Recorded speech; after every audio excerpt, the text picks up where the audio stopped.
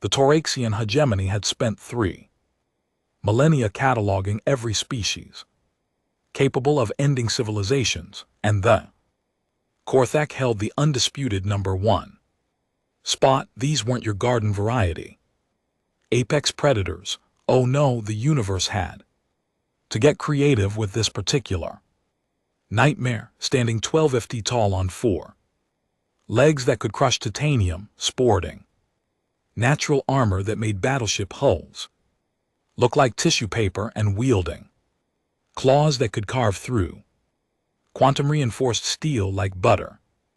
The Korthak were essentially biological weapons wrapped in an attitude problem. Their homeworld of Korthak Prime existed in a permanent state of barely controlled chaos where the local wildlife included things that would make a Terran T-Rex file a restraining order. The planet's gravity was 3 times standard, its atmosphere was 70% more dense than comfortable, and somehow the Korthak had made it their personal playground. Music.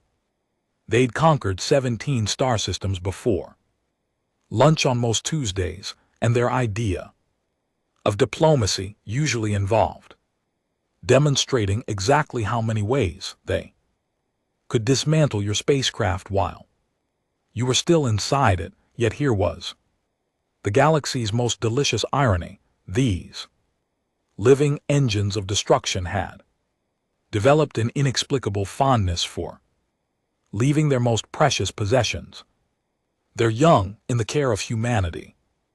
Yes, humanity, the same species that most of the galaxy considered barely evolved enough to operate door handles without supervision.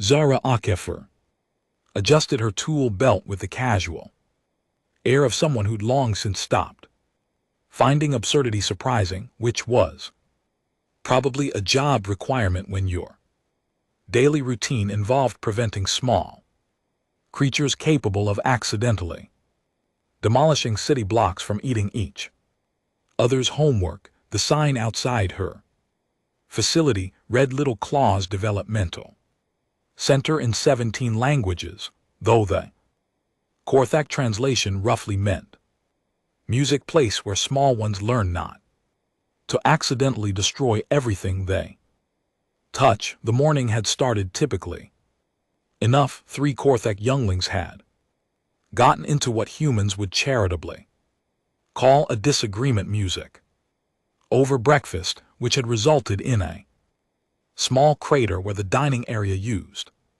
to be. Zara had calmly redirected their energy toward constructive activities, like learning to use their natural plasma generation abilities for art projects instead of property damage.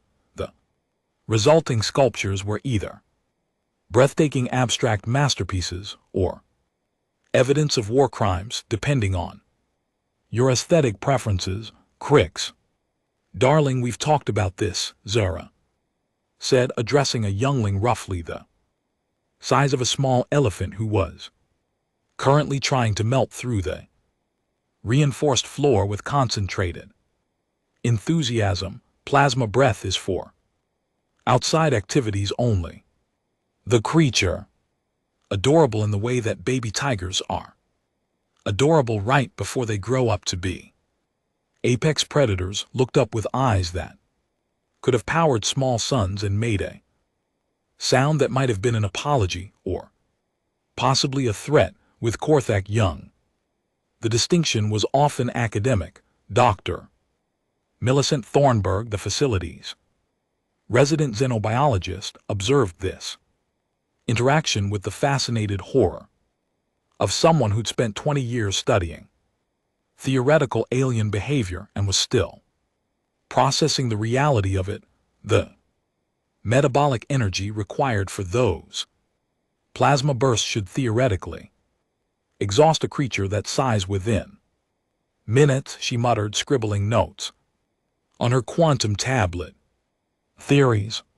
Lovely music, Zara replied casually, stepping around a small patch of floor that was still glowing cherry red. Reality's messier. Cricks here can keep that up for about 6 hours if properly motivated, can't you, sweetheart? The youngling's response involved what could generously be described as a purr, if purrs typically registered on seismic equipment. The communication panel chose that moment to emit the specific tone. That meant someone, somewhere was about to ruin Zara's day. The holographic display music flickered to life, revealing Commander Vexai of the galactic peacekeepers whose reptilian features were currently arranged in an expression of barely controlled panic. Miss Okafor, the commander began, his voice carrying the weight of someone delivering news that could start interstellar wars. We have a situation. 7 Korthak younglings have been reported missing from human care facilities across 3 systems. Their parents are concerned. Zara blinked in her experience when Korthak parents became concerned. Small moons occasionally develop structural problems. Music missing. How? That's what we intend to find out. A full investigation team is en route to your facility. The connection terminated, leaving Zara staring at the blank display while Dr. Thornburg made strangled noises that suggested her theoretical framework was experiencing rapid catastrophic failure. 7 missing Korthak young, Thornburg whispered. Do you understand what this means? If humans have harmed them, the Korthak won't just declare war, they'll declare a crusade. They'll glass every human world until the stars burn cold. Zara, meanwhile, was checking her scheduling tablet with the expression of someone solving a mildly interesting puzzle. Music, 7 missing across 3 systems. She paused, consulting what appeared to be a standard administrative calendar. Oh, well. That explains music. It explains what exactly they're not missing. Millicent, they're on a field trip. Investigation team arrived with the subtle fanfare of a small music invasion. Commander Vexai led the charge, followed by a diverse collection music of species representatives who'd apparently drawn the short straw on potentially civilization ending diplomatic incidents. They moved through the facility with the careful precision of bomb disposal experts, which wasn't entirely inaccurate given the circumstances. Behind them trailed a collection of recording equipment, translation matrices, and what appeared to be several different types of emergency medical devices. The team's cetacean representative was already composing what looked suspiciously like a last will and testament. Where are they? Commander Vexai demanded, his claws extending music slightly in a display that would have sent most species diving for cover. Zara glanced up from where she was helping a youngling named Fex learn to control the intensity of his natural bioluminescence. Where are who? They missing Korthak young, 7 of them gone from human facilities. Oh, those 7, they're at the Kepler station Marine Biology Center learning about Earth-ocean ecosystems. Should be back Thursday. The silence that followed could have been bottled and sold as a recreational drug for species that enjoyed existential confusion. Dr. Thornburg cleared her throat. Perhaps we should explain the context. The context, interrupted Commander Vexai, his voice rising to frequencies that made the facilities quantum stabilized. Windows vibrate. Is that the most dangerous species in known space? Entrusts their offspring to humans, and now those offspring are missing. The context is that we are potentially looking at the end of human civilization. As we know it, Zara considered this assessment with the thoughtful air of someone evaluating whether to have tea or coffee with lunch. Well, when you put it like that, I suppose it does sound concerning, but they're not missing, they're learning. There's a difference. She activated her communication panel, and within seconds, a cheerful holographic display showed 7 Korthak younglings apparently having the time of their lives in what appeared to be an enormous aquatic habitat. They were swimming alongside creatures that looked like a delightful cross between dolphins and small whales, their natural plasma generation creating spectacular light shows in the water. You see, Zara continued music. Conversationally, Korthak young are naturally curious about other ecosystems. Their homeworld is all lava, and crystalline formations very beautiful but limited biodiversity. So, we arrange educational exchanges. This particular group requested to study aquatic life forms. The investigation team stared at the display, watching as one of the younglings' creatures that could theoretically level city blocks gently nuzzled what appeared to be a earth-based sea turtle with the tender care of a devoted pet owner. How? Whispered the team's arachnoid representative. Is this possible? The question hung in the air like an unsolved equation, begging for an answer that defied everything the galaxy thought it knew about interspecies relations, biological imperatives, and the fundamental nature of power. Zara settled into her explanation with the comfortable rhythm of someone who'd had music this conversation before, though never with quite such a distinguished audience. It started about 15 years ago with a human named Marcus Chen. He was a xenoarchaeologist working on Korthak Prime, cataloging their ancient sites. Completely harmless fellow, couldn't have intimidated a particularly aggressive houseplant. Dr. Thornburg activated her recording equipment, recognizing a potentially paradigm-shifting moment when she saw 1. Marcus was working near a nesting ground when he encountered a group of Korthak young who'd become separated from their guardians during a territorial dispute between music adults. Now, any sensible person would have contacted authorities and maintained a safe distance. Marcus, however, was not particularly sensible. The holographic display shifted, showing archived footage of a slight human male surrounded by creatures that dwarfed him by several orders of magnitude, all of them apparently competing for his attention. He fed them. Zara continued. Not food. Korthak young don't eat solid matter for their first 3 years. They absorb energy directly through specialized organs. Marcus somehow figured out how to modulate his bioelectric field to provide the specific frequency they needed.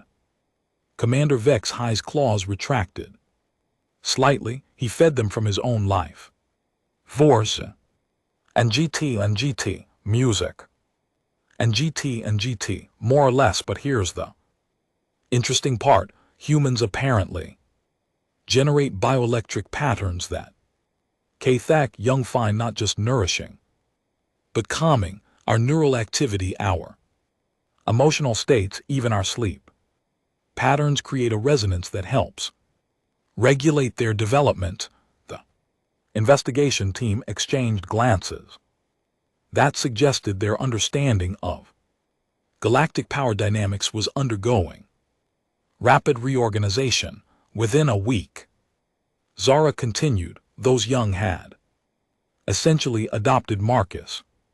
When their parents finally tracked them down, they found them curled up around him like he was their personal heating unit, all of them healthier and more developed than Kathak young typically are at that age. She gestured toward her current charges, who were indeed clustered around the human staff members with obvious contentment. It turns out, Dr. Thornburg interjected, her scientific training finally catching up with the implications that human emotional complexity provides something that Kathak young need for proper psychological development. Our capacity for what other species consider contradictory emotions, love and frustration, music, protectiveness and exasperation, joy and exhaustion, creates a neural environment that accelerates their cognitive growth. You're telling us, said Commander Vex High slowly, that the most dangerous species in the galaxy trust humans with their young because humans are emotionally complicated. Essentially, yes. The silence that followed was profound enough that several philosophical schools would later date their foundational principles to this exact moment.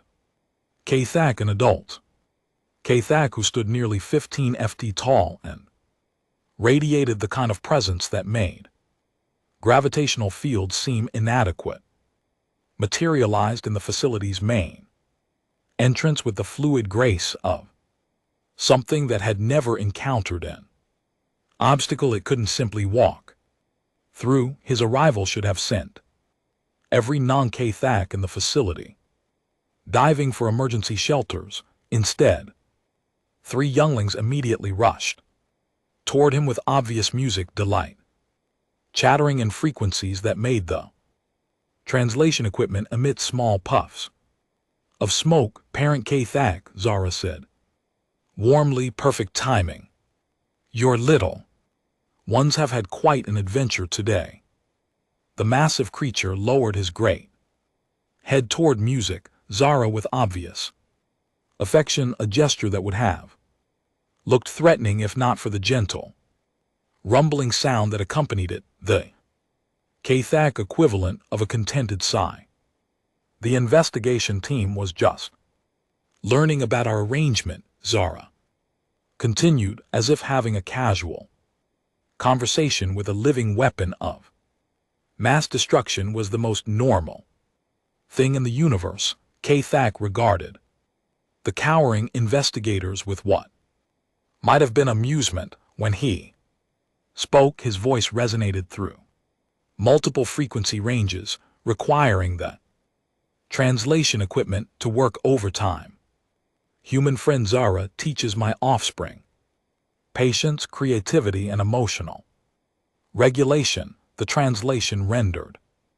Under her guidance, they have learned to channel their natural abilities constructively rather than destructively. This is more valuable than all the military training in the hegemony. But why humans, Commander Vex High managed? Why not your own species? Kathak's response came with what the translator identified as harmonics, indicating gentle humor. Adult Kathak are optimized for survival and conquest. We excel at destruction, territoriality, and resource acquisition. These traits, while valuable, do not nurture the complex emotional intelligence that our young require for true maturity. He gestured toward Zara with one massive claw that could have bisected a starship. Humans, however, are naturally inclined toward nurturing behaviors, even toward species not their own. They possess an intuitive understanding music of growth, development, and the patience required for teaching. Most importantly, they do not fear our young, they simply see them as children who need guidance. Dr. Thornburg was scribbling notes furiously. The psychological profile makes sense. Humans evolved as social creatures with extended childhood periods. We're biologically programmed to invest enormous resources in child rearing, often for individuals not genetically related to us, plus, Zara added with a grin, we're apparently too dense to be properly terrified of them, which it turns out is exactly what they need. The investigation team was beginning to look like individuals experiencing rapid cognitive restructuring. The arachnoid representative appeared to be having what might charitably be called an existential crisis. So when K-Thag parents say their children are in human care, Commander Vex High said slowly, they're not being conquered or dominated, they're being educated. The finest education in the galaxy. K-Thag confirmed. Our young return to us with skills no K-Thag facility could provide: emotional intelligence, creative problem solving, and most importantly, the ability to choose when not to use their natural capabilities. As if to demonstrate this point, young Crix approached the investigation team with obvious curiosity instead of the casual destruction that might be expected from a creature of his capabilities. He simply settled nearby and began generating a soft, harmless light show that cast dancing patterns on the walls. Beautiful, isn't it? Zara said last month he would have accidentally melted through 3 floors trying to produce music that effect. Now he can modulate his plasma generation with artistic precision. Implications were staggering. The galaxy's most feared species wasn't just tolerating human influence on their young, they were actively seeking it out, recognizing that human caregivers could provide something that their own advanced civilization couldn't. How many facilities like this exist? Commander Vex High asked, his voice carrying the weight of someone whose entire worldview was undergoing reconstruction. 47 at last count, Dr. Thornburg replied, across 12-star systems, each one staffed primarily by human caregivers with waiting lists stretching decades into the future. Waiting lists? Oh yes, Zara confirmed. K-Thag parents compete intensively for placement in human facilities. It's considered the highest honor their society can bestow, having their children accepted into human care programs. The investigation team stood in stunned silence, processing the revelation that what they'd assumed was evidence of human subjugation was actually a privilege that the galaxy's apex predators fought each other to obtain. K-Thag's offspring had begun demonstrating various skills they learned under human tutelage: controlled energy manipulation, cooperative problem solving, and what appeared to be the K-Thag equivalent of artistic expression. Each display was a masterpiece of restrained power, channeled through the kind of emotional sophistication that would have been impossible without human influence. The irony, Dr. Thornburg observed, is that humanity's supposed weakness, our emotional complexity, our tendency toward nurturing behaviors, our inability to be properly intimidated, has become our greatest strategic asset. Commander Vex High was composing what would later become one of the most significant in galactic history.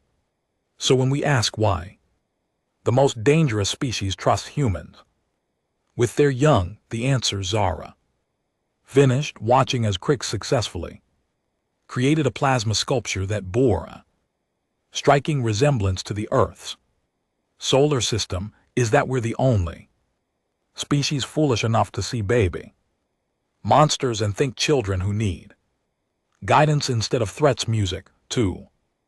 Be contained. The investigation team departed with expressions suggesting they'd need significant time to process what they'd witnessed. Their report would eventually reshape galactic politics, though none of them realized it at the time. As the facility settled back into its routine, Zara reflected on the beautiful absurdity of it all. The galaxy's power structures were built on the assumption that strength dominated weakness, that advanced civilizations naturally conquered primitive ones, and that evolutionary fitness determined hierarchical position. But here they were living proof that sometimes the universe preferred a different kind of logic entirely. The most dangerous species in known space had voluntarily placed their most precious possessions into the care of creatures they could destroy without effort, recognizing that true strength sometimes meant knowing when to be gentle. The Kathak young continued their afternoon activities, their natural abilities channeled through human-taught emotional intelligence into something approaching art. Their plasma generation created cascading light shows that rivaled any sunset. Their strength was applied to careful construction projects, and their natural aggression had been transformed into competitive games that hurt no one. Zara smiled, watching Vex successfully music demonstrate the controlled bioluminescence he'd been practicing. Tomorrow would bring new challenges, new lessons, and probably at least one incident requiring the facility's insurance adjusters to update their risk assessment algorithms. But tonight the most dangerous children in the galaxy would fall asleep surrounded by humans who saw them not as weapons or threats, but simply as youngsters who needed someone to help them grow into the best version of themselves. And somewhere in the cosmic accounting system that governed interstellar relations, humanity had just discovered that their greatest music weakness might actually be their most devastating strength, the ability to look at the universe's nightmares and see instead someone's beloved children in need of a good education.